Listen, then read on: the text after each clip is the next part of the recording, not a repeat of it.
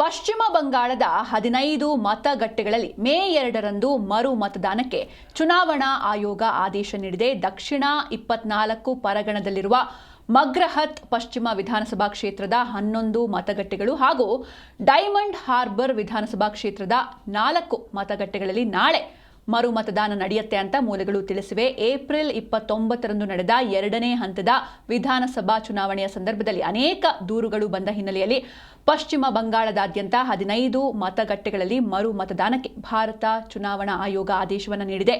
ರಾಜ್ಯ ಚುನಾವಣಾ ಆಯೋಗ ಸಲ್ಲಿಸಿದ ವರದಿ ಆಧಾರದ ಮೇಲೆ ಈ ಆದೇಶ ನೀಡಲಾಗಿದ್ದು, ಮೇ 2ನೇ ತಾರೀಕು ಅಂದರೆ ನಾಳೆ ಬೆಳಗ್ಗೆ 7ರಿಂದ ಸಂಜೆ 6 ಗಂಟೆವರೆಗೆ ಹೊಸ ಮತದಾನ ನಡೆಯಲಿದೆ. ಇನ್ನು ದಕ್ಷಿಣ 24 ಪರಗಣದಲ್ಲಿರುವ ಮಗ್ರಹತ್ ಪಶ್ಚಿಮ ವಿಧಾನಸಭಾ ಕ್ಷೇತ್ರದ 11 ಮತಗಟ್ಟೆಗಳು ಮತ್ತು ಡೈಮಂಡ್ ಹಾರ್ಬರ್ ವಿಧಾನಸಭಾ ಕ್ಷೇತ್ರದ 4 ಮತಗಟ್ಟೆಗಳಲ್ಲಿ ಮರು ಮತದಾನಕ್ಕೆ ಚುನಾವಣಾ ಆಯೋಗ ಆದೇಶವನ್ನು ನೀಡಿದೆ.